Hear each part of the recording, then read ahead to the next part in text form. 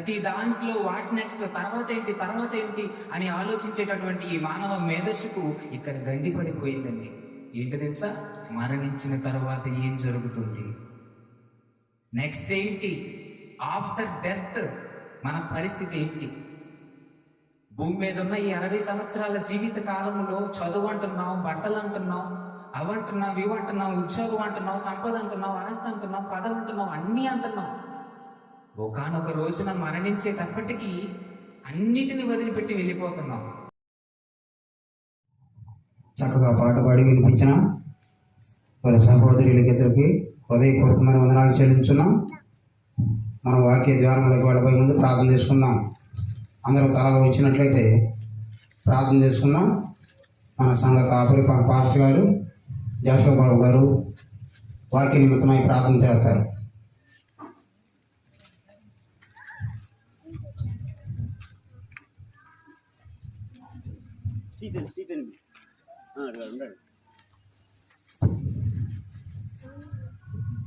Pastor గారు Stephen గారు వచ్చి వాక్య నిమిత్తమై ప్రార్థన చేస్తారు.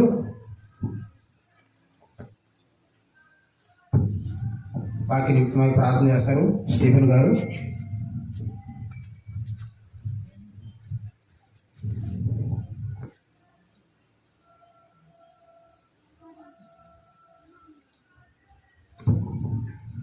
ప్రార్థన. పరిశుద్ధుడ, ప్రేమ గల మా తండ్రి, జీవం కలిగిన యేసయ్య, నీకు వందనాలు.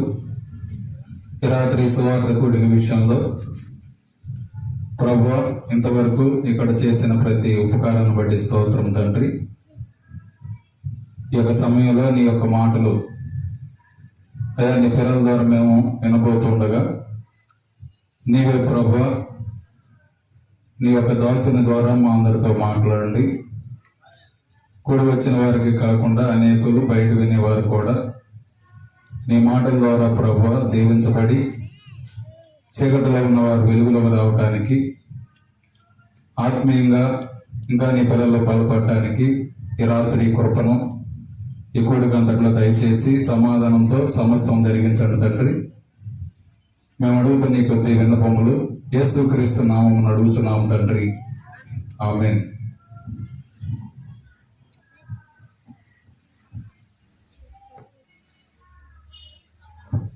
ప్రార్థించిన దైవజనులకు మన సంబంధర్పున హృదయపూర్వకమైన వందనాలు చెల్లించున్నాం.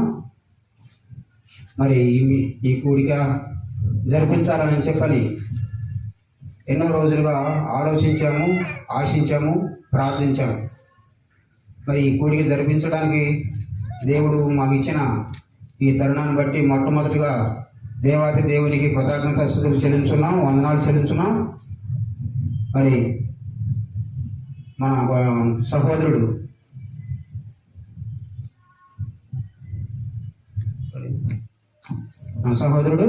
మరి వాక్యాలన్నీ మనకి పంచుకుంటారు కనుక ప్రతి ఒక్కరూ ఎంతో చాలా జాగ్రత్తగా వినాలని చెప్పని మనం చేస్తున్నాం. ఎందుకంటే దేవుని మాటలు జుంటితైన దారాల కన్నా మధురమైన మాటలు.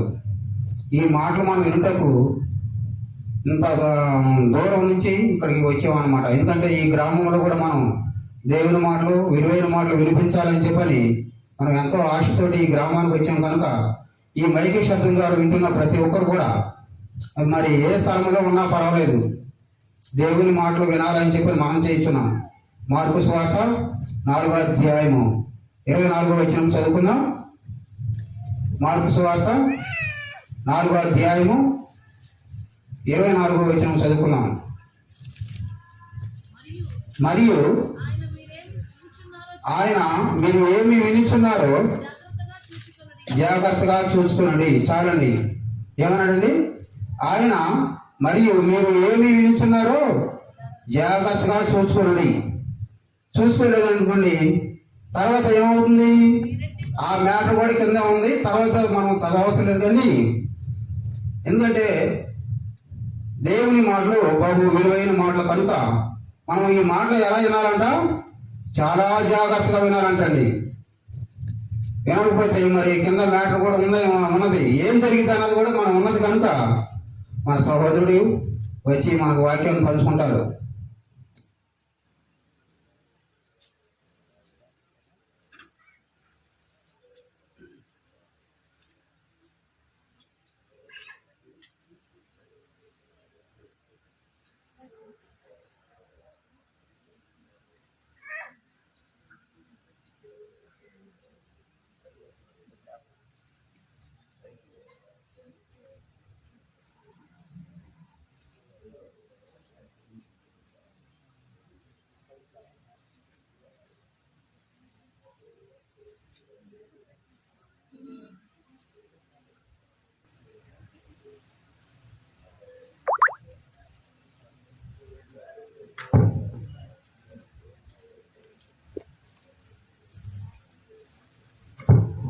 దేవుని స్తోత్రం కలుగును గాక. చప్పట్లు కొట్టారు.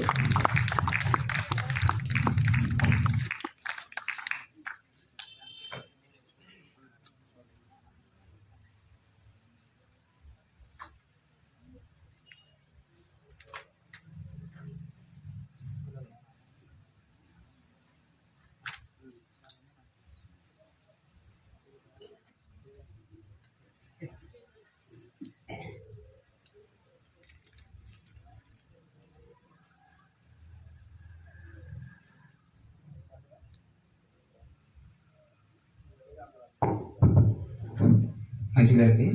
ప్రార్థన చేసుకుని వాక్య భాగంలోకి వెళ్దాం. అందరూ కళ్ళు మూసుకున్నట్లయితే ప్రార్థన చేసుకొని ప్రారంభించుకుందాం. పరలోకమందున్న మా తండ్రి నాయన, గడిచిన దినం నుంచి ఈ దినం వరకు మమ్మల్ని సజీవుల లెక్కలో ఉంచి కాచి కాపాడిన విధానాన్ని బట్టి మీకు కృతజ్ఞతలు తండ్రి. తండ్రి నాయన, మీ యొక్క మాటలను నేను చెప్పబోచుండగా సమయోచితమైన జ్ఞానంను నాకు దయచేయమని, అదేవిధంగా నీ పిల్లలైన వారు వినుచుండగా వారు వినువారు మాత్రమై ఉండి వారిని వారు మోసపుచ్చుకొనక విన్న మాటలు వారి హృదయంలో భద్రపరుచుకొని వాటి చొప్పున నడుచుకునేలాగున మీ యొక్క కృపను సహాయాన్ని వారికి దయచేయమని మీ ప్రియకుమారుడు మా రక్షకుడైన యేసుక్రీస్తు వారి అతి శ్రేష్టమైన నామంలో అడిగి వేడుకొని ప్రార్థిస్తున్నాను తండ్రి. ఆమేన్. ముందుగా నాకు ఈ అవకాశాన్ని దయచేసిన దేవదేవునికి నా యొక్క హృదయపూర్వకమైనటువంటి వందనాలు తెలియజేసుకుంటూ, వేదికను అలంకరించినటువంటి పెద్దలైన వారందరికీ కూడా నా యొక్క హృదయపూర్వక వందనాలు తెలియజేసుకుంటున్నాను. అదేవిధంగా కూడి వచ్చిన మీ అందరికీ కూడా నా హృదయపూర్వక వందనాలు తెలియజేసుకుంటున్నానండి. పిల్లరా,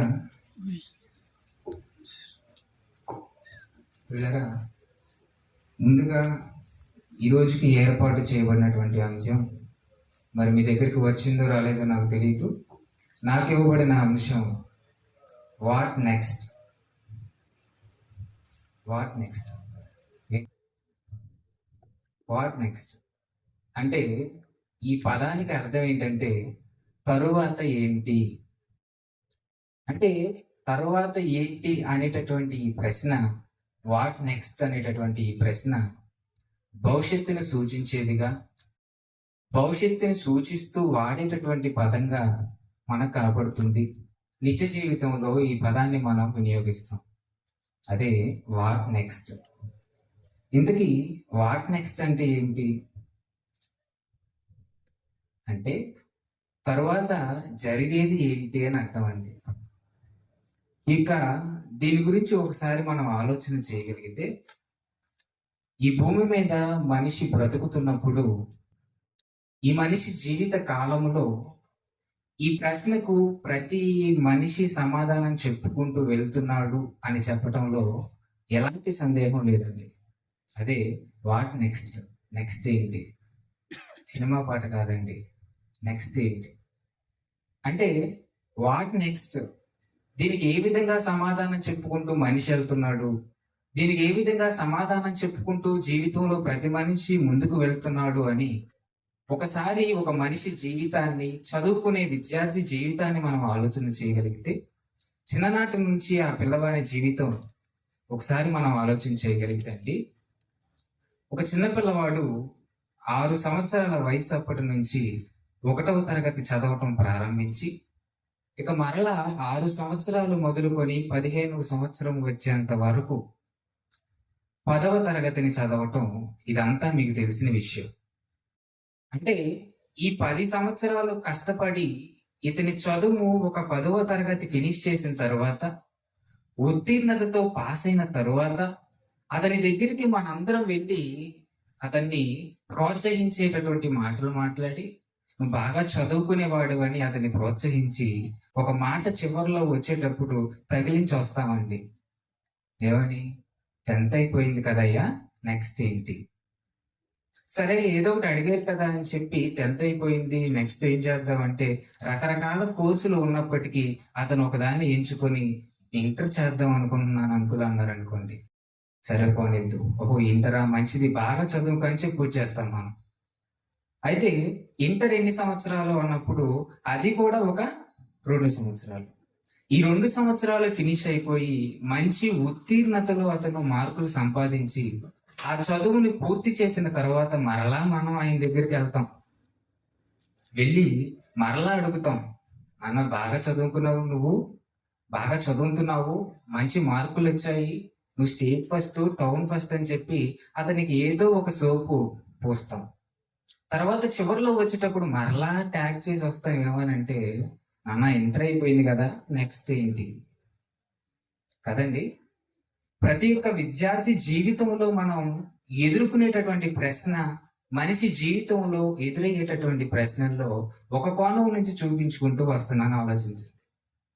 ఇక ఇంటర్ అయిపోయింది, నెక్స్ట్ ఏంటి అంటే అతను అంటాడు, నెక్స్ట్ అండి డిగ్రీ, లేదంటే బీటెక్. డిగ్రీ అయితే 3 సంవత్సరాలు అండి, బీటెక్ అయితే 4 సంవత్సరాలు అండి, నేను డిగ్రీ చదవాలనుకుంటున్నానని చెప్పాడు అనుకోండి. మరలా అతను ఆ 3 సంవత్సరాలు అయిపోయిన తర్వాత, అది కూడా పాస్ అయిపోయిన తర్వాత చివరికి వచ్చేసి, మొత్తానికి డిగ్రీ కూడా కంప్లీట్ చేసేసావు, బాగుంది, మరి నెక్స్ట్ ఏంటి అంటే 10th అయిపోయినప్పుడు నెక్స్ట్ ఏంటి, ఇంటర్ అయిపోయిన తర్వాత నెక్స్ట్ ఏంటి, డిగ్రీ అయిపోయిన తర్వాత నెక్స్ట్ ఏంటి? ఆ నెక్స్ట్ ఏంటంటే అండి, డిగ్రీ అయిపోయింది కదా, ఇక నెక్స్ట్ ఏంటంటే ఒక మంచి సర్టిఫికెట్స్ చూసుకొని ఏదో ఒక కంపెనీ దగ్గరికి వెళ్తే ఏదో ఒక ఉద్యోగం ఇస్తాడు, ఉద్యోగం వచ్చింది, ఉద్యోగం చేసుకుంటాను. అవునా? అంతేనా? మరి ఉద్యోగం వచ్చిన తర్వాత నెక్స్ట్ ఏంటి? ఏమండి, ఉద్యోగం వచ్చిన తర్వాత నెక్స్ట్ ఏంటి అన్నప్పుడు కూడా మరలా మనకు ఒక ప్రశ్న, ఉద్యోగం రావాలి, ఉద్యోగం వచ్చిన తర్వాత మా ఇంట్లో ఉన్న కుటుంబ సభ్యుల పొజిషన్ ని, వాళ్ళ పరిస్థితిని మార్చేయాలి, వారిని ఒక ఉత్తీర్ణ స్థితిలోనికి తీసుకురావాలి. తీసుకొచ్చిన తర్వాత ఇంకా ఏంటి నెక్స్ట్ అని మీరు అడిగితే నేను చెప్పే సమాధానం ఏంటంటే, వివాహం చేసుకోవాలి. కదండి, ఇదే కదా చెప్పే ప్రశ్న. ఉద్యోగం వచ్చింది, ఇంటి వాళ్ళందరినీ ఒక మంచి స్థితిలోనికి తీసుకొచ్చు, ఇంక నువ్వెప్పుడు ఒక ఇంటి వాడి అవుతావు, నెక్స్ట్ ఏంటి అనే ప్రశ్న మనం అడుగుతారండి. అదేవిధంగా పెళ్ళైన తర్వాత కూడా నెక్స్ట్ ఏంటి అనే ప్రశ్న వస్తే చెప్పేటటువంటి సమాధానం, పిల్లలు. పిల్లల తర్వాత వారి చదువులు అయిపోయాయి, వాళ్ళని కూడా నీలాంటి ఒక మంచి స్థితిలోనికి తీసుకొచ్చేసావు, వాళ్ళని కూడా ఒక మంచి జాబ్ లోకి తీసుకొచ్చేసావు, ఇక వాళ్ళకు కూడా పెళ్లి చేసేసావు. ఈ చేసే కార్యక్రమంలో నీ వయసు 60 సంవత్సరాలు దాటిపోయింది. ఇక మరలా ఇంకెక్కడ ఎవరు రారండి, ఇంకెవరు రారు, ఏం అడగరు. నిజమండి. అంటే వాట్ నెక్స్ట్ అనే పదం ఇక్కడితో ఆగిపోయింది. ఆ పదం అనే ఆ ప్రశ్న, ఆ పదజాలాన్ని ఇక్కడ ఎవరు ఉపయోగించరు.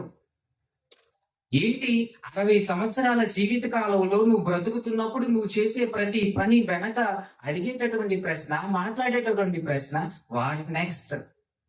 నెక్స్ట్ ఏంటి? తరువాత ఏంటి? ఏం చేయబోతున్నావు? ఏం జరగబోతుంది?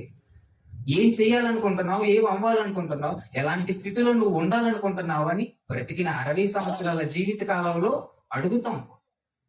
అదే మనిషి, అదే రంగు, అదే రూపం, అదే అవయవాలు కలిగిన మనిషి 60 సంవత్సరాల వయసు అయిపోయిన తర్వాత కళ్ళకు ఒక కళ్ళజోడు పెట్టుకొని, ఆ 2 కాళ్ళకు ఇంకొక కాళ్ళు యాడ్ చేసుకొని, ఒక మంచంలో కూర్చొని ఉండి మాట్లాడటానికి అలా కూర్చొని ఉంటే, అతని దగ్గరికి వెళ్ళి మనం ఏం మాట్లాడతాం తెలుసా అండి?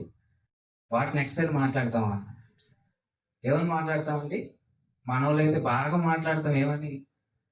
మరమరాలు ఎప్పుడు పెడతారు అంటే, మరమరాలు అంటే చనిపోయిన తర్వాత పైసలారు కదా మరమరాలు. అదండి. యవనంలో ఉన్నోళ్ళని చూసి అడిగే ప్రశ్న ఏంటంటే పెళ్ళెప్పుడు?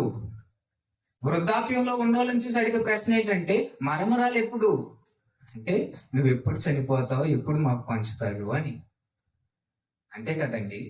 ఇవే కదండి జరుగుతుంది మన నిత్య జీవితంలో. వీటన్నిటినీ మనం చూసుకుంటూ ముందుకెళ్తున్నప్పుడు కానీ ఈ యొక్క ప్రశ్న మాత్రం ఇక్కడ ఆగిపోతుందండి. ప్రతి జీవితం ఏ పనిని ప్రారంభించండి, ఇదిగో ఇక్కడ ఈరోజు మాట్లాడుతున్నావు, దీని గురించి నీకు తర్వాత వచ్చేటటువంటి పరిణామాలు ఏంటి, నీకేమొచ్చింది చెప్పడం వలన, నీకేమొచ్చింది మాట్లాడటం వలన, నీకేమొచ్చింది చదువుకోవటం వలన, ఏంటి ప్రయోజనం, ఏంటి ఏంటి ఏంటి అనేటటువంటి ప్రశ్న ప్రతి లైఫ్ లో, ప్రతి జీవితంలో మనకు కనబడుతుంది. కానీ మరణంతో మాత్రం అక్కడికి ఫుల్ స్టాప్ పెట్టేస్తారండి ఆ క్వశ్చన్. పైగా తెగించి ఎవరైనా అడిగితే చెప్పేటటువంటి సమాధానం ఏంటో తెలుసా?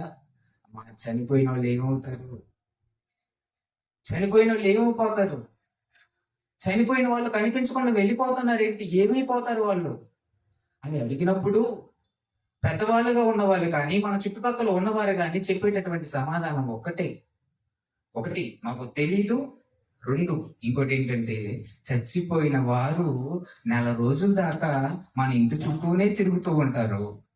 ఆ తిరిగినప్పుడు కూడా కోరిక తీరకపోతే ఇంటి ముందు ఒక చెట్టు ఎక్కి అక్కడే ఉంటారు. కోరిక తీరేంత వరకు వదిలిపెట్టి వెళ్ళరని చెప్తారే కానీ ఎక్కడికి వెళ్ళరో ఎక్కడికి వెళ్తారో కూడా చెప్పరండి. ఎందుకంటే ఎవరికి తెలియదు. సరే ఆలోచించండి, మరణంతో ఆగిపోతుంది, ఫుల్ స్టాప్ పడుతుంది ఈ క్వశ్చన్కి.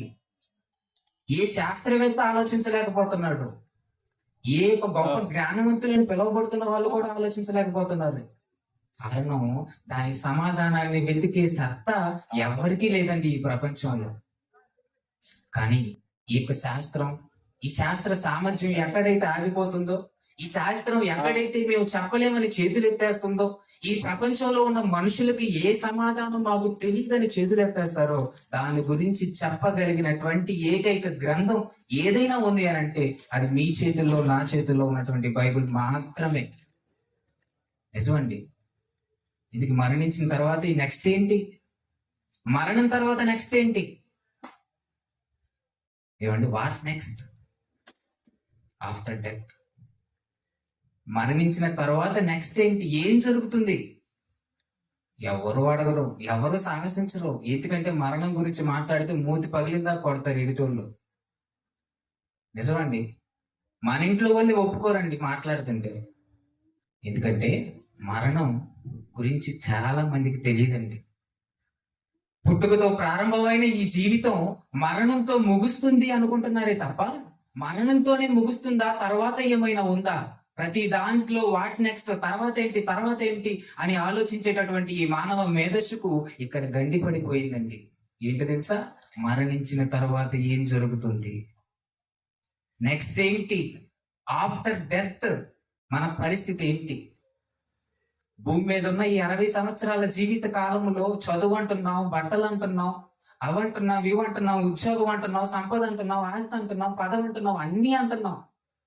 ఒకానొక రోజున మరణించేటప్పటికీ అన్నిటిని వదిలిపెట్టి వెళ్ళిపోతున్నాం. ఎందుకు వెళ్ళిపోతున్నాం, ఎక్కడికి వెళ్ళిపోతున్నాం, ఏం జరుగుతుంది, మరణం తర్వాత జరిగేది ఏంటి, నెక్స్ట్ ఏంటి? ఇదేనండి మన పాఠం. ఇది చెప్పడానికి నేను ప్రారంభంలో అడిగిన ప్రశ్న వాట్ నెక్స్ట్ అని అంటే మీరేమో ఈడేదో చెప్తున్నాడని నా మొహంగా చూస్తున్నారు. వాట్ నెక్స్ట్ అంటే మరణం తర్వాత ఏం జరుగుతుంది, మనిషి మరణించిన తరువాత జరిగేది ఏంటి? ఏమండి అంటే మనం చాలా చక్కగా చెప్తామండి. చిన్నప్పటి నుంచే మన పిల్లలకు చెప్తామండి. ఏమని చెప్తాం? పిల్లవాడు అన్నం తినకపోతే చెప్పే మొదటి మాట ఏంటండి? ఏమండి, మీ నాన్నకు చెప్తాను దెబ్బ కొడతాడని చెప్తాదా తల్లి? తినకపోతే నాన్నకు చెప్తాను నాన్న కొడతాడు కాబట్టి తిను అని తినిపిస్తాదా? లేదు. అదిగో భూతం అనగానే ఈ నోరు తెరిచేస్తాడు, అదిగో భూతం అనగానే ఈ నోరు తెరిచేటప్పుడు అన్నం పెట్టేస్తుంది. ఎందుకు? భూతం అంటే ఏంటి? అదిగో దెయ్యం అనగానే ఇడు అబ్బా అంటారు, నోరు తెరిచి ఇంకా ఆ నోట్లోకి అలా పెట్టేస్తాడు. ఆ అనేటప్పటికి ఆ నోట్లో అలా పెట్టేయడానికి చిన్నగా వాడే పదం దెయ్యం. ఆ దెయ్యం గురించి ఇంకేమీ తెలీదు. ఇలానే చిన్నప్పటి నుంచి పసిపిల్లల ఈ యొక్క వీళ్ళ హృదయాలలో ఇవే పోసేస్తున్నారండి, వీటిని వేసేస్తున్నారండి. ఏంటంటే దెయ్యం. మరణించిన తర్వాత మనిషి దెయ్యంగా మారిపోతాడు. మరణించిన తర్వాత శ్మశానాలలో తిరుగుతూ ఉంటాడు. మరణించిన తర్వాత ఎండిన చెట్టే ఎక్కుతాడు, పచ్చి చెట్టు ఎక్కడు. మళ్ళీ మరణించిన తర్వాత ఏమవుతాడంటే ఏమండి, తెల్లని బట్టలే ధరించుకుంటాడు. ఇక ఏ రంగు బట్టలు వేసుకోడు. బతుకున్నప్పుడు వాడికి బుడుగు ఇష్టమైనా చచ్చిపోయినాక తెలిపే వేసుకుంటాడు. మరి పైగా కాళ్ళు ఎలా ఉంటాయి అంటే ముందుకుండవు అందరికి లాగా, వెనక తిరుగుంటాయి. ఎందుకంటే దెయ్యం కదా, డిఫరెన్స్ ఉండాలి కదా. ఏమండి అంటే ఇలా చిన్నప్పటి నుంచి ఇవేనండి మనం చెప్పేది. మరణించిన తర్వాత ఏమైపోతారంటే చనిపోయి దెయ్యాలుగా మారొస్తారు. వచ్చిన తర్వాత వాళ్ళు ఎలా ఉంటారంటే ఇదిగో తెల్లని వస్త్రాలు వేసుకుంటారు, కాళ్ళు వెనక తిరిగి ఉంటాయి, జుట్టు విరగోసుకొని ఉంటారు. పాపం పేద దయ్యమేమో తలకి క్లిప్ పెట్టుకోవడానికి డబ్బులు కూడా రిబ్బన్ కొనుక్కోవడానికి కూడా లేవు అనుకుంటున్నారు. ఏమండి వీళ్ళ మాటలు ఎలా ఉంటాయండి? వాళ్ళ పిల్లలకి ఎలాంటి అబద్ధాన్ని చిన్నప్పటి నుంచి నూరు పోస్తున్నారో తల్లిదండ్రులు ఆలోచించారు. ప్రేమి దేవుని వారు చూడండి, జుట్టు విరపోసుకొని చెట్టు ఎక్కుతుంది, ఎన్ని చెట్లు ఎక్కింది, శ్మశానాల్లో మాత్రమే తిరిగిది, బయట తిరగదు. అది కూడా రాత్రి 12 దాటిన తర్వాతే మరలా అప్పుడే కనపడిద్ది. ఎందుకంటే అందరు నిద్రపోతారు కాబట్టి. పొగులు కనపడదు. పొగులు కనపడితే తొందరనా? ఏమండి చూసారండి? ఎలాంటి లాజిక్ లేదండి. చాలా మంది అండి చదువుకుంటున్నాం మా జ్ఞానం తెలుసు అనుకుంటున్నారు, కానీ ఇలాంటి చిన్న చిన్న సిల్లి విషయాలు కూడా తెలియని దీన స్థితిలోనికి ఈ రోజు సమాజం వెళ్ళిపోయింది, ఈ రోజు చదువులు వెళ్ళిపోయాయి అని చెప్పడంలో ఏ మాత్రం సందేహం లేదండి. చిన్న చిన్న విషయాలండి. దెయ్యాలు నిజంగా ఉన్నాయా నమ్మేసే విషయాలండి. నిజంగా దెయ్యాలు ఉన్నాయా? మనుషులు చనిపోయిన తర్వాత దెయ్యాలుగా వస్తారా? కోరికలు తీరకపోతే దెయ్యాలుగా వస్తారా? నెక్స్ట్ ఏంటి? మరణం తర్వాత నిజంగా దెయ్యాలుగానే వస్తారా? అది బైబిల్ ఏం చెప్తుంది?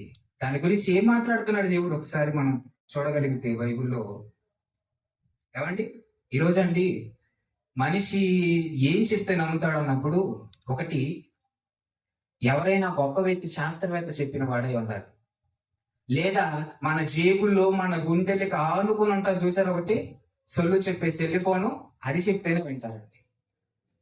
కాబట్టి అది చెప్పే విధంగానే చెప్తాను వినండి. ఒక వ్యక్తి ఉన్నాడండి, ఈ ప్రపంచంలోనే గొప్ప తెలివి గల వాళ్ళు ఎవరు అన్నప్పుడు ఈ ప్రపంచం మొత్తం ఏకగ్రీవంగా ఒప్పుకున్న వ్యక్తి ఒక ఆయన ఉన్నాడండి. బైబిల్ మొత్తంలో గొప్ప ఆయన ఎవరని బైబిల్లో మనం చూస్తాం? ఏమండి పాత నిబంధనలో బ్రతికిన భక్తులలో ఒక భక్తుని జీవితం, అతనికి దేవుడిచ్చినటువంటి జ్ఞానం చాలా ఎక్కువ. అతని వంటి వాడు ఎవడును లేడు, భవిష్యత్తులో అతని వంటి వాడు ఎవడును రాడు. ఎవరు? Solomon, king Solomon, son of David కదండి. అదే ఈ ప్రపంచం మొత్తం ఏకగ్రీవంగా ఒప్పుకున్న నిజం ఏంటంటే, who is the best wise men of the world? ప్రపంచవ్యాప్తంగా, రాష్ట్ర వ్యాప్తంగా కాదు, జిల్లా వ్యాప్తంగా కాదు, ప్రపంచ వ్యాప్తంగా గొప్ప తెలివి గలవాడు ఎవడురా అంటే ప్రపంచం మొత్తం ఏకగ్రీవంగా ఒప్పుకున్నటువంటి వ్యక్తి. మీరు గూగుల్లో ఇప్పుడు సెర్చ్ చేసిన వస్తుందండి, who is the best wise men of the world. ప్రపంచంలో గొప్ప వ్యక్తి ఎవరు, తెలివైన వాళ్ళు ఎవరు అంటే ఈ ప్రపంచం ఒప్పుకున్న వ్యక్తి. మన మొబైల్ ఫోన్ లో కూడా వచ్చింది, who is the best wise men of the world, king Solomon, son of David. చూడండి, చెక్ చేసుకోవచ్చు మీరు మొబైల్ ఫోన్ ఉంటే. ఆ వ్యక్తి గురించి ఆ వ్యక్తి మాట్లాడుతున్న మాట, ఆయన ఏం చెప్తున్నాడు చూడండి. ప్రసంగి గ్రంథం 10వ అధ్యాయం 14వ వచనం చూడండి.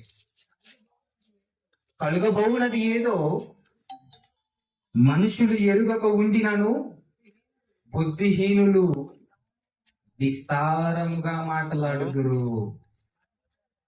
ఏమండి చూడండి, కలుగబోవునది ఏదో మనుషులు ఎరుగక ఉండినను బుద్ధిహీనులట విస్తారంగా మాట్లాడతారంట.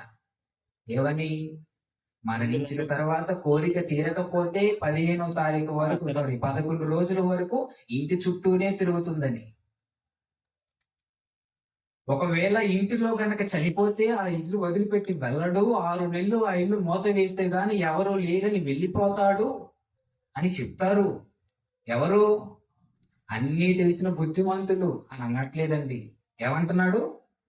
కలుగబోవునది ఏదో మనుషులు ఎరుగక ఉండినను, జరగబోయేది ఏదో తెలీదు, వాట్ నెక్స్ట్ ఏంటో తెలీదు, నెక్స్ట్ ఏం జరిగితో తెలీదు, తెలియకపోయినను బుద్ధిహీనులు విస్తారముగా మాట్లాడుదురు. నరుడు చనిపోయిన తరువాత ఏమి జరుగునో ఎవరు తెలియజేతురు? ఏమండి మనిషి చనిపోయిన తర్వాత ఏం జరుగుతుందో ఎవరు చెప్పగలరు? ఎవరు తెలియచేయగలరు అని ఈ ప్రపంచంలో ఉన్న గొప్ప తెలివి గలవాడు ఎవడురా అంటే ఒప్పుకున్నటువంటి king Solomon, son of David అని ఒప్పుకున్నది ఈ ప్రపంచం. ఆ ప్రపంచంలోనే గొప్పవాడైన ఆ సొలొమోనుకే వచ్చిన ప్రశ్నకి సమాధానం ఈ రోజు మనం చెప్తున్నామండి. ఆయన అంటున్నాడు, కలుగబోయినది ఏదో మనుషులకు తెలియదు, తెలియకుండా బుద్ధిహీనులు విస్తారంగా మాట్లాడతారు. ఇంతకీ మనుషుడు చనిపోయిన తరువాత ఏమంటున్నాడు? ఏమి జరుగునో ఎవరు తెలియజేతురు? చనిపోయిన తర్వాత ఏం జరుగుతుందో ఇక్కడ ఉన్న వారికి ఎవరు తెలియజేస్తారు? ఏం జరుగుతుంది అసలు? నెక్స్ట్ ఏంటి? ఆఫ్టర్ డెత్ మన పరిస్థితి ఏంటి? నెక్స్ట్ ఏంటి? చదువుకున్న తర్వాత నెక్స్ట్ ఏంటి? మన పరిస్థితి ఏంటి? ఉద్యోగం వచ్చిన తర్వాత మన పరిస్థితి ఏంటి? మన వయసు మించిన తరువాత, 60 సంవత్సరాలు దాటిన తరువాత ఒకటి మనల్ని పలకరిస్తుంది. నువ్వు ఆహ్వానించినా ఆహ్వానించకపోయినా నీ దగ్గరకు వచ్చేసింది. అదే డెత్, మరణం. మరణించిన తరువాత, చనిపోయిన తరువాత నెక్స్ట్ ఏంటి? కలుగబోయేదేంటి? ఆ కలుగబోయేదేంటో, నెక్స్ట్ ఏంటో జనులు ఎరుగక ఉండినను బుద్ధిహీనులు నెక్స్ట్ ఏంటో ముందుగానే చెప్పేస్తున్నారంట. ఏమని చెప్తున్నారంట అండి? చనిపోయిన వారు తిరిగి మరలా ప్రేతాత్మలుగా వస్తున్నారని, కోరికలు తీర్చుకుంటున్నారని, వారి కోరికలు తీర్చుకోవటానికి మరణించిన వారు మరలా వస్తున్నారని, కోరిక తీరేదాకా అక్కడ వదిలిపెట్టి వెళ్ళిపోరని. ఏమంటే నిజంగా కోరికలు తీరని వారి దెయ్యాలుగా వస్తే, ఈ రోజు కోరికలు తీరి చనిపోతున్న వాళ్ళు ఎవరున్నారో మీరు చెప్పండి. నేను చూసానయ్యా కోరికలను తీరి చనిపోయేళ్ళని ఒకరి చేతులు ఎత్తని చూసిన వాళ్ళు ఎవరైనా ఉన్నారా? లేదండి. కాటికి కాలు చాపే ముసలి తాత అండి. ఆ తాత దగ్గరికి వెళ్ళి, తాత పెళ్లి చేసుకుంటావా అంటే ఆయన ఏమంటాడండి? నాకు ఈ వయసులో పిల్లని ఎవరు ఇస్తారా అంటాడు. అంటాడా? అంటాడు. అంటే ఇస్తే చేసుకుందామనా? అంటే కోరిక చావలేదా? ఆశలు చావలేదా? కోరికలు అనేవి చనిపోయేంత వరకు ఉంటాయా? మనకి లోకంలో ఒక పచ్చి సామెత ఉంటుందండి. ఏమని? చింత చచ్చినా పులుపు చావలేదంటాం. అలాగే మనిషి మరణించేటప్పటికి కూడా కోరిక తీరకుండా ఎవ్వరూ చనిపోవట్లేదు. ఏదో ఒక కోరికతోనే చనిపోతున్నారు. ఏదో ఒక కోరికతో చనిపోతున్నారు. ఏదో ఒక ఆశయంతో చనిపోతున్నారు. ఏదో ఒకటి చెయ్యాలి, సాధించాలనే చనిపోతున్నారు. ఆఖరికి కాటికి కాలు చాపే ముసలి వారి వరకు కూడా. మరి వీళ్ళే నిజంగా చనిపోయిన తరువాత నిజంగా దయ్యాలుగా వస్తే, కోరికలు తీర్చుకోవటానికి వస్తే, ఈరోజు ప్రపంచంలో బ్రతుకున్న వారి కంటే మరణించిన వారే ఎక్కువ మంది. మరి ఈరోజు మనం నడిస్తే మన కాళ్ళకు అడ్డం పడుకోవాలి ఒక్కొక్క దెయ్యం వచ్చి. మీకు ఏమైనా అడ్డం పడుతుందా నడవనీయకుండా? లేదే. మనకెవరికి తరగట్లేదే.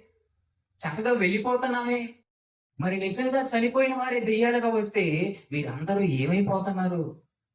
ఎక్కడికి వెళ్ళిపోతున్నారు? ఆఫ్టర్ డెత్ నిజంగా దెయ్యాలుగా మారిపోతారా? నెక్స్ట్ ఏంటి? మరణం తర్వాత ఏం జరుగుతుంది అసలు?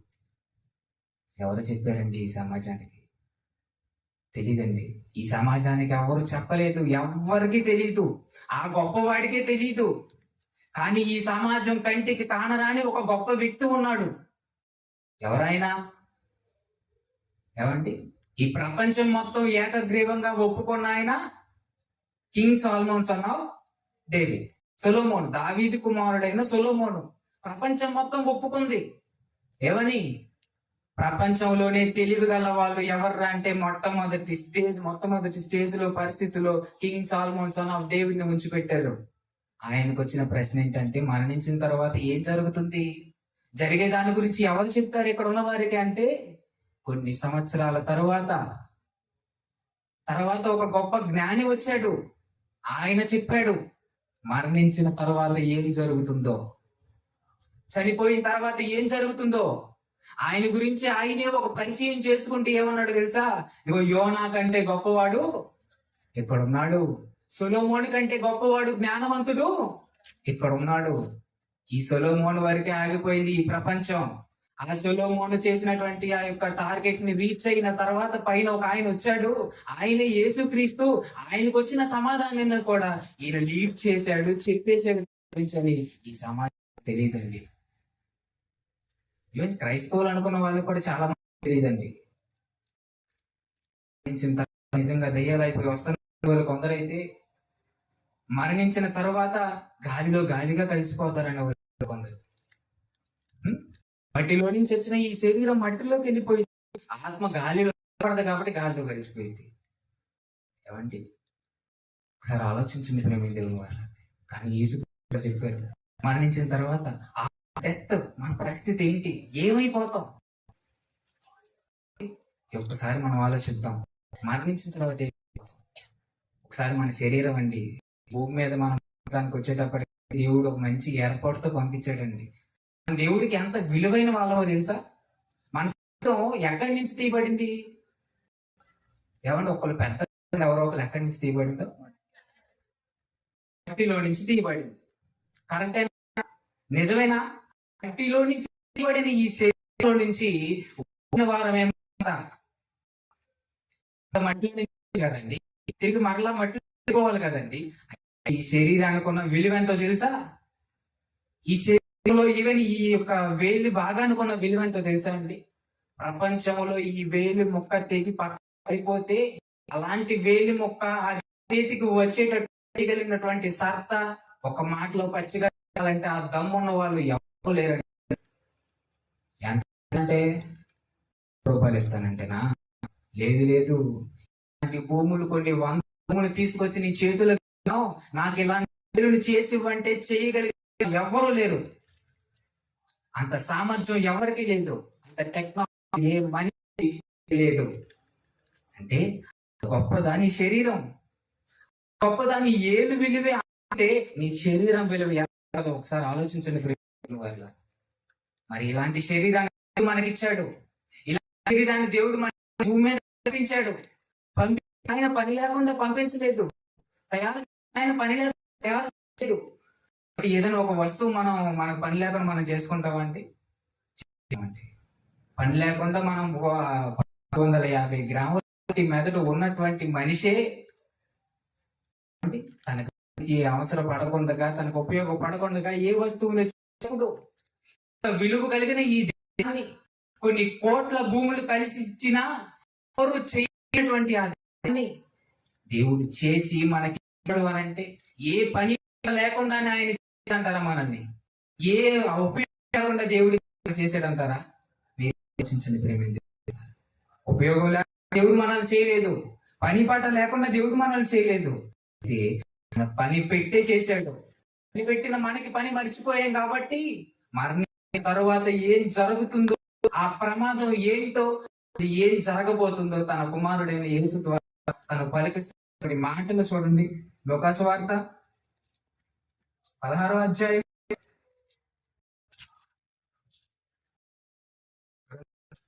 ఇరువురు వ్యక్తులు ఉన్నారండి. ఈ ఇరువురు వ్యక్తులు వారి గురించి చూద్దాం. 20వ వచనం నుంచి 16వ అధ్యాయం నుంచి చూద్దామండి. అంతుడు ఒకడు, అతడు ఊదా రంగు బట్టలను సన్నపునార వస్త్రము ధరించుకొని ప్రతిదినము బహుగా సుఖపడుచుండువాడు.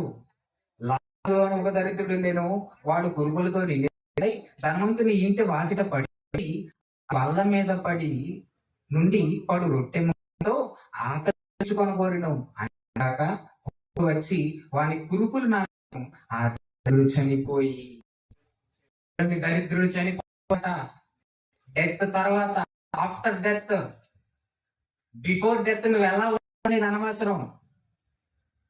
నువ్వు రోగంతో ఉన్నావా, రోగం లేకుండా ఉన్నావా అన్నది కాదు ఇక్కడ ప్రశ్న. ఇవ్వబడిన పని పూర్తి చేసావా, చేయలేదా? దేవుడు నీకు ఇచ్చిన శరీరం విలువ గలదైనప్పుడు గల శరీరంతో దేవుడి పనిని నువ్వు చేసేవా అనటానికి దర్శనం. ఒక ధనవంతుడు, ఒక ఆయన దరిద్రుడు. లాజరు నిజానికి దరిద్రుడు ఎవరండి? అది మీకు తెలుసు కదండి. ఏమంటున్నాడు? ఇరువురు ఉన్నారు. ఒక వ్యక్తి పని చేసిన, ఒక వ్యక్తి పని చేయని ఆయన. ఈ ఇరువురు ఒక రోజు వచ్చింది, మరణించారు, చనిపోయారు. చనిపోయిన తర్వాత ఏం జరుగుతుంది, ఆఫ్టర్ డెత్ ఏంటి అనేటటువంటి ఈ ప్రశ్న ఈ సమాజానికి రాలేదు. ఈ సమాజంలో ఏ ఒక్కరు చెప్పలేదు. ప్రశ్నకు యేసు వారు చెప్తున్నటువంటి సమాధానం చూడండి, ఆయన మాట్లాడుతున్న మాట చూడండి. లాజరు అని ఒక దరిద్రుడు ఉన్నాడు, ధనవంతుడు ఒకడు ఉన్నాడు. వీరిరువురు ఒకళ్ళేమో నా కోసం బ్రతికారు, ఒకళ్ళేమో నా కోసం వాళ్ళు. వీరిరువురికి ఒక రోజు మరణం వచ్చింది. మరణించారు, చనిపోయారు. చనిపోయిన తర్వాత బ్రతికిన వారి పరిస్థితి, బ్రతకని వారి పరిస్థితి ఏంటో చెప్తున్నాడు చూడండి. ఆ దరిద్రుడు చనిపోయి దూతల చేత అబ్రహాము రొమ్మున ఆనుకొనుటకు కొనుకోబడిను. ధనవంతుడు పడిపోయి పాతి పెట్టబడిను. అప్పుడు అతడు పాతాళములో బాధపడుచు కనులెత్తి దూరం అబ్రహామును అతని రొమ్మున ఆనుకొని ఉన్న లాజరును చూచి, తండ్రివైన అబ్రహామా, నా యందు కనికరపడి వ్రేలి కొనను నీళ్లలో ముంచి నాలుకను చల్లార్చుటకు లాజరును పంపుము.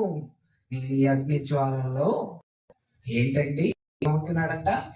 ఈ భూమి మీద పనిని మరిచిపోయి అశ్రద్ధ చేసి భూమి మీద ఉన్న జీవితకాలంలో సుఖిస్తూ బ్రతికినటువంటి అతని పరిస్థితి, దేవుడు పనిని మరిచిపోయిన ఆయన పరిస్థితి నించిన తర్వాత ఎక్కడికి వెళ్ళిపోయాడు? పాతాళానికి వెళ్ళిపోయాడు. పాతాళానికి వెళ్ళి ఆయన పరిస్థితి ఏంటో తెలుసు. ఈ భూమి ఉన్నప్పుడు అంటే కింద రొట్టె ముక్క పడితే తినటానికి కూడా నువ్వు అనుమతించలేదు. అయితే మొక్కగా వేళ్ళు గోరులో నుంచి వచ్చే గోరులు ఎంత నీళ్ళు ఉంటాయి? గోరులో బొట్టు ఉంటుందా? ఆ బొట్టు నీళ్లు కూడా నీకు దొరకవయ్యా. మరణించిన తర్వాత ఆఫ్టర్ డెత్ దేవుడు చెప్పిన పని నువ్వు మరణించావంటే, పోయావంటే, చనిపోయిన తర్వాత దేవుడి గురించి ఆలోచించగా మంచి సుందర దేహాన్ని, ఇంత మంచి విలువైన శరీరాన్ని నీకు ఇచ్చిన తర్వాత శరీరాన్ని దుర్వినియోగపరిచి మరణించావు అని అంటే ఆఫ్టర్ డెత్ పరిస్థితి ఏంటి? నెక్స్ట్ ఏంటి అంటే ఏంటి ఏమంటున్నాడు? చనిపోయి దేవదూతల చేత పనిచేసిన ఆయన చనిపోయి దేవదూతల చేత అబ్రహాము రొమ్మున ఆనుకొనుట కొనుకోబడ్డాడు. జీవించడానికి కొనుకోబడ్డాడు. అయితే దరిద్రుడు, నిజమైన దరిద్రుడు చనిపోయాడు. అతడు కూడా చనిపోయి ఏమవుతున్నాడు? బాధపడుతున్నాడంట, వేదన పడుతున్నాడంట. ఈ భూమి మీద ఉన్నప్పుడు తన పక్కన ఉన్న సహోదరునికి ఒక రొట్టె ముఖానికి ఇష్టపడకుండా నిత్యం సన్నపునార వస్త్రం ధరించి బ్రతికినటువంటి ఆ యొక్క దరిద్రుడు మరణించిన తర్వాత తన పరిస్థితి ఏమైపోయిందండి? ఒక చిన్న గోరులో వచ్చేటటువంటి నీటి బొట్టి కోసం అడుక్కునేటటువంటి పరిస్థితికి వెళ్ళిపోయాడు. ఒకవేళ అడిగిన ఏమైనా దొరుకుతుందా? అవకాశం కూడా లేదండి. అంటే మరణించిన ఏంటి? నెక్స్ట్ ఏంటి అండి? నెక్స్ట్ ఏముందండి? పాతాళం ఉంది. ఈ పాతాళంలో పని చేసి మనం పాతాళానికి వెళ్ళాము అని ఒక గొప్ప సౌకర్యం ఉంది. సుఖాన్ని అనుభవిస్తాం లాజరులాగా పని చేసి వెళ్తే.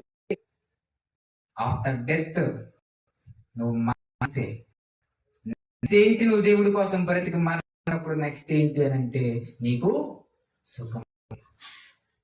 నువ్వు దేవుడి కోసం బ్రతకుండా, దేవుడి గురించి ఆలోచించకుండా మరణించావు అని అంటే ఆఫ్టర్ డెత్ నీకు ఏంటి?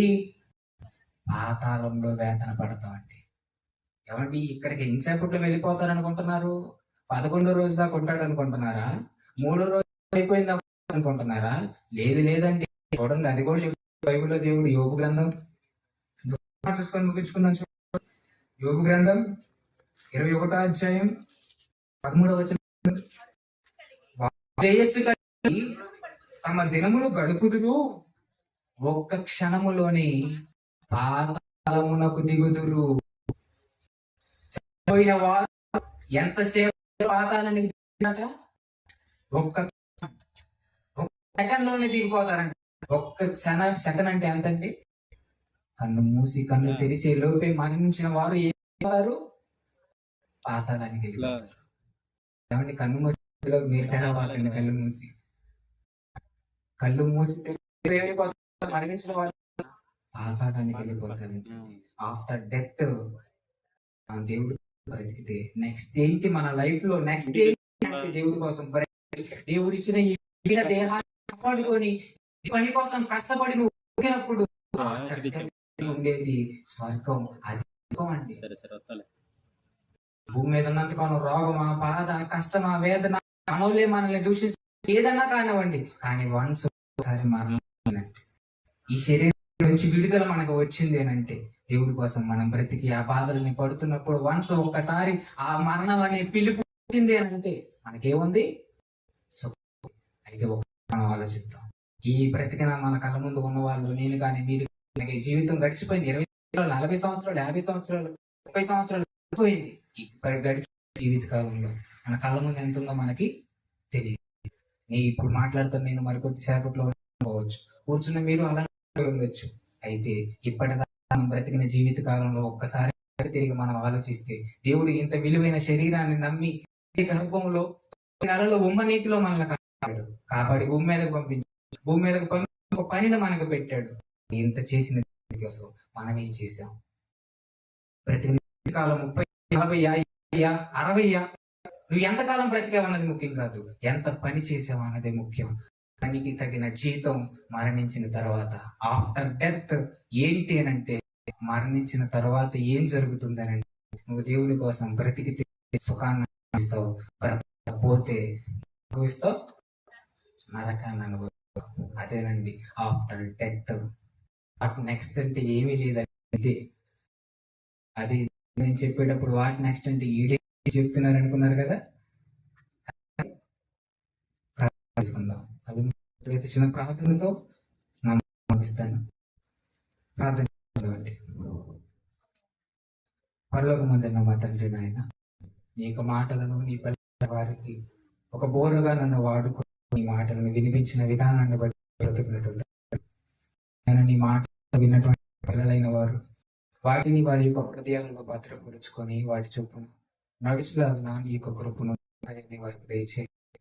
అదేవిధంగా నా తర్వాత గారు మాట్లాడబోచుండగా వారిని నిలబెట్టుకొని మీ ఏ మాటలు అయితే మాకు నువ్వు ఇక్కడ కూర్చున్న వారికి తెలియచేయాలనుకున్నారు, ఆ మాటలను తెలియచేసి మా జీవితంలో వాటిని అవలంబించులాగా నీ నువ్వు సహాయాన్ని మాకు దయచేయమని, అన్నకు నువ్వు మంచి జ్ఞానం నింపి నీ మాటలను మాకు పంపించమని, నీ ప్రియకుమారుడు మా రక్షకుడైన ఈ అతి శ్రేష్టమైన మా వాడికి వేడుకొని ఈ నా ప్రార్థన ముగిస్తున్నాను తండ్రి.